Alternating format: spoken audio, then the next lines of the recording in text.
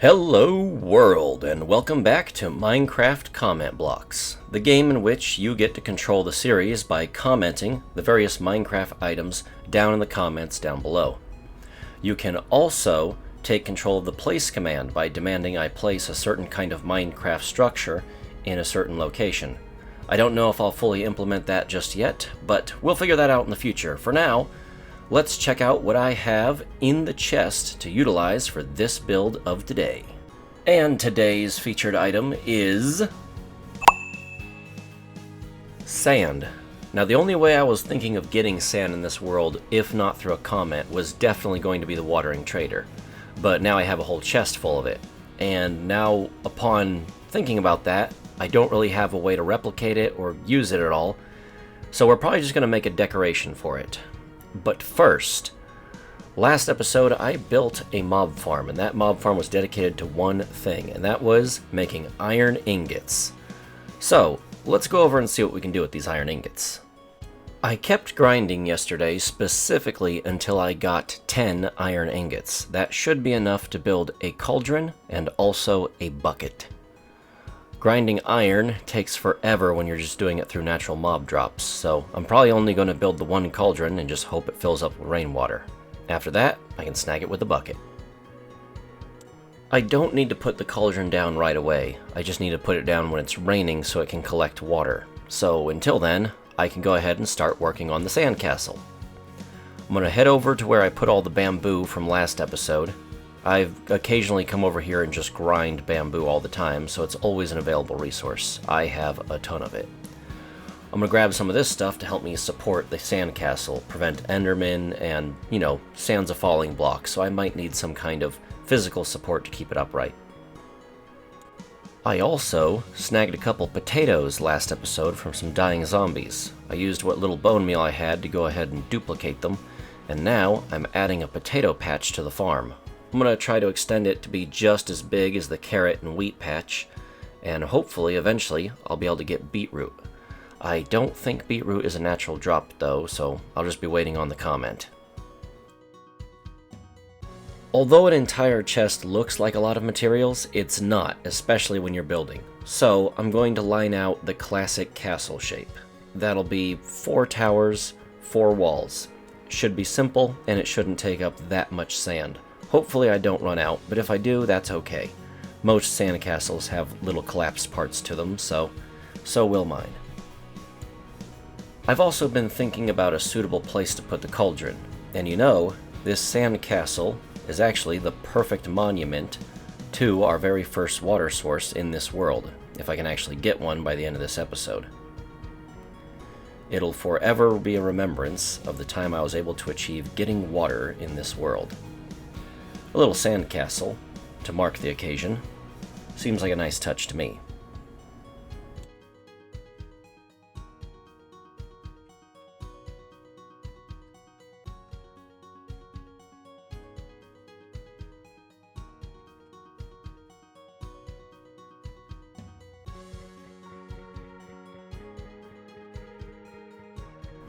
And with that, the outline of the castle is complete. Floors are finished, now it's time to work on the walls. These walls certainly would not survive a creeper blast, and I am heavily concerned about whether or not an enderman is going to snag one of these blocks and run off with it. But maybe the high cost of maintenance on this structure is half the point. As it starts to look dilapidated, maybe I'll fall in love with it even more. Only one way to find out, and that's to build the darn thing, so let's get to it.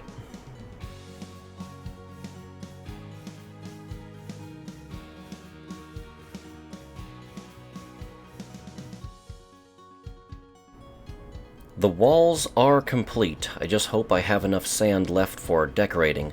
I really want this place to not just be an outline, but to be an actual little castle, hopefully completely made out of sand.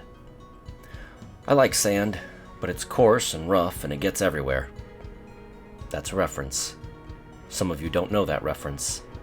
It's because you're young.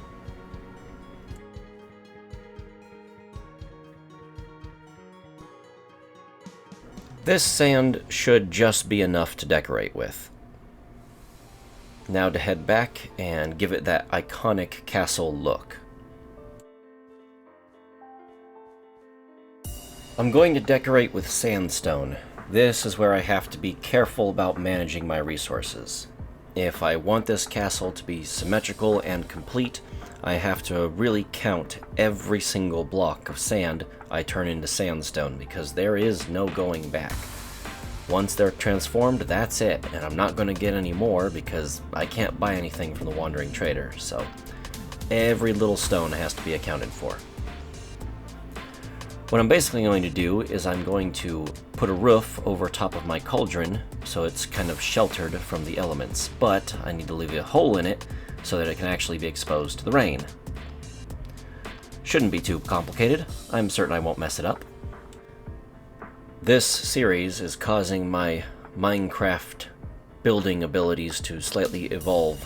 This is the first time I've ever used chiseled sandstone. But you know what? It does actually look nice. I wonder what other blocks I'll learn to use as the result of this series. I didn't leave any of the bamboo scaffolding standing, but now I kind of wish I did, because looking at it now that I'm voice recording the episode, I gotta say, it looks kind of like a desert ruin that has been discovered somewhere. That'd be really cool. I might focus on building one of those in the future. Behold, the power of my perfect measurement skills.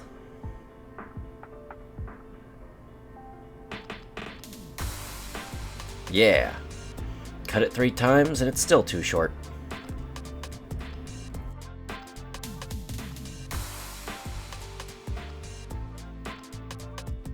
Despite having all the materials on hand, this build is actually taking multiple Minecraft days. I wasn't expecting it to, but it is.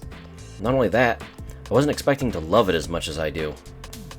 Fun fact, you know, until the sun physically touches that horizon on a super flat world, you cannot sleep, but the second it does, you can.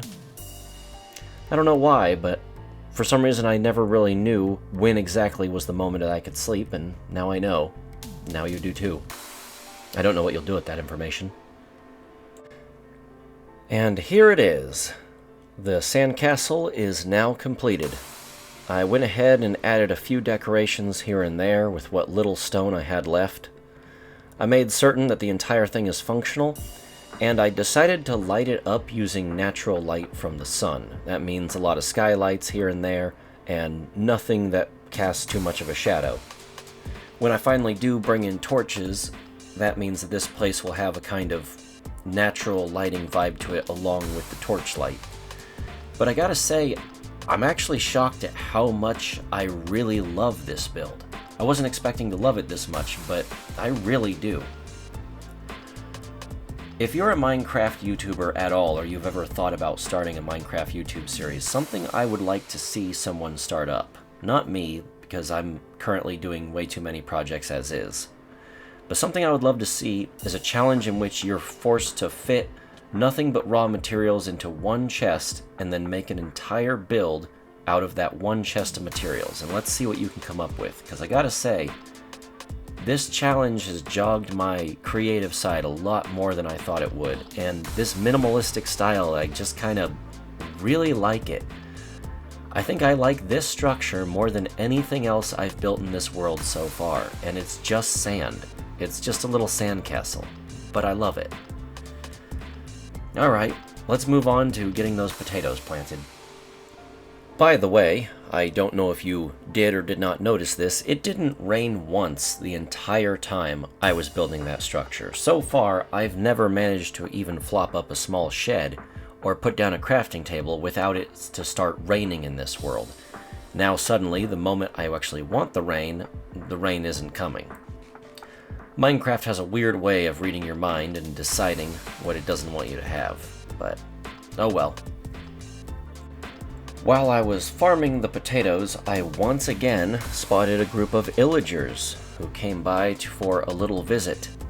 I have no idea why the illagers have decided to attack this world so hard, but they're the main enemy type I run into all the time.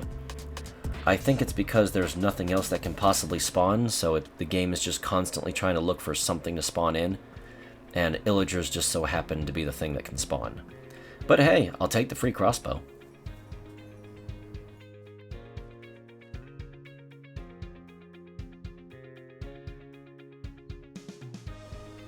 I don't know why, but I have this really unhealthy obsession with checking to see what the wandering traders are selling. It doesn't matter to me at all. I have no ability to buy them, he doesn't buy anything in return. All I'm going to do is kill his llamas for leather and steal the leads, and that's pretty much all he can ever offer me. But for some reason, here I go walking up to him. I'm certain he won't be selling something to infuriate me. Bucket of fish, of course. And mangrove saplings, and pumpkins. Pretty much everything I want right now, and he's selling them all, and I can't buy them. As I was YouTube-friendly wording the wandering trader and his llamas, more illagers showed up. Let's show them another YouTube-friendly wording. That's a joke, by the way. I really hate that our vocabulary is being forced to change because of some corporation's policy, a corporation that is running a public platform and therefore receives public platform protections, yet they are censoring us as though they were a private platform. That's infuriating. Elon Musk, hurry up and make a video website a lot like YouTube so that I can post my Minecraft videos to it, and I can use naughty words like kill and death and suicide without getting, you know, demonetized or my life ruined or whatever it is that YouTube threatens with. I don't even have to worry about it because I don't make money off YouTube, but I get that a lot of people do, so it's pretty infuriating. Oh well, let's leave the topic of unaliving and get on the topic of aliving. I'm going to alive some trader llamas. So, I never got a chance to really show you how this breeder works. You basically throw in hay bales, you get out baby llamas. Now you gotta remember, if you want these baby llamas to stick around, you have to ride on their backs until they love you, but you can only do that once they're all grown up, so you have to stay in the area while they're growing up. If you don't really care about that, you can just, unalive them with a sword, and then take their leather. This thing doesn't produce as much leather as like a cow farm, so it's not very efficient, but it's all I have. I'm actually going to use the leads to tie the little guys up so they're not over there where I can't notice them. As soon as they become adults, I'll walk over and I'll either ride them to keep them, or I'll do what needs to be done and get their leather. But that'll all be decided after sundown, though. Let's go to sleep and change it back to day. By the way, this latest update actually caught me with my pants down. Normally I'm on top of Minecraft updates and I'm always interested in what they're adding, but this one just snuck up on me and I guess I was busy with real life. I have no idea what these ominous bottles actually do. They have different values, different times. I know they connect to the trial chambers, and I know they also connect to like villager raids still. I think this is the same mechanic. But I don't know, it's beyond my capability. I was thinking of drinking one just to get the bottle, but I don't know if I actually keep the bottle after I drink one, so I might experiment with it later, I don't know. Well everyone, I was hoping I could get the cauldron filled within the length of this video, but it never started raining. Not for multiple days. I'm still waiting on the rain and it just hasn't happened. And I gotta go move on and do other stuff, so thank you very much for watching. I hope you like, comment, and subscribe. It helps me in my eternal battle against the YouTube algorithm. And with that, I'm going to have to remind you to also comment the next block you want me to use in the comments down below. And for now, I'm going to be saying bye-bye!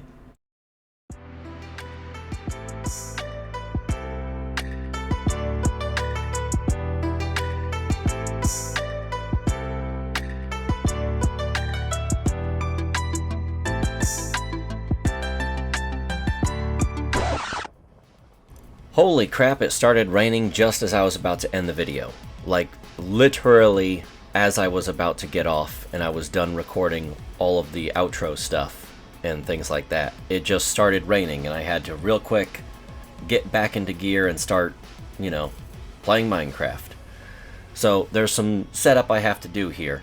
I don't know how vulnerable this structure is because it's actually been a long time since I've built a structure like this out of natural blocks. And my entire world is right now made of wood. Everything is flammable, so I kind of got to keep an eye on where every lightning strike hits. And I don't know how many mobs can spawn inside this structure. I don't know if like the corners are going to start spawning mobs and I'll have to just constantly fight them off. Either way, I'm going to keep an eye on that cauldron and I hope it gets enough water. I can't go to sleep because that will definitely stop the rain. The cauldron's not even starting to get filled yet. At least last time I checked it, it didn't have any water in it. I think it needs 3 levels to get all the way to a full bucket of water. Let's check it now. I don't see anything spawning down here, so I should be safe. Yes, the first level has been achieved. We are getting a little bit of water. I don't think I can scoop any out. No, it needs to be a full bucket. If I had a bottle, I don't know why I would take bottle. I guess if I have multiple cauldrons, but I only have the one, so I don't need a bottle. But as soon as I get a full bucket of water out of this cauldron, I can make more using bone meal, or I can use a bottle to make more. Either way, I can get infinite water easy. I've gotten lucky with the weather. The rain has kept up for the entirety of the night, and now it's going into the day. I'm just hoping that it lasts long enough to get another level. I don't want all 3 levels, I just want one more level, come on. And I don't know how it works, if it's like time in the rain and then it's a guaranteed rise up, or if it's a random chance, or... oh no. Alright, it looks like the rain just stopped. So that means I'm gonna have to wait for another rainstorm, and I guess that'll have to wait until the next video. So on that terrible disappointment, I'm going to have to say, bye-bye!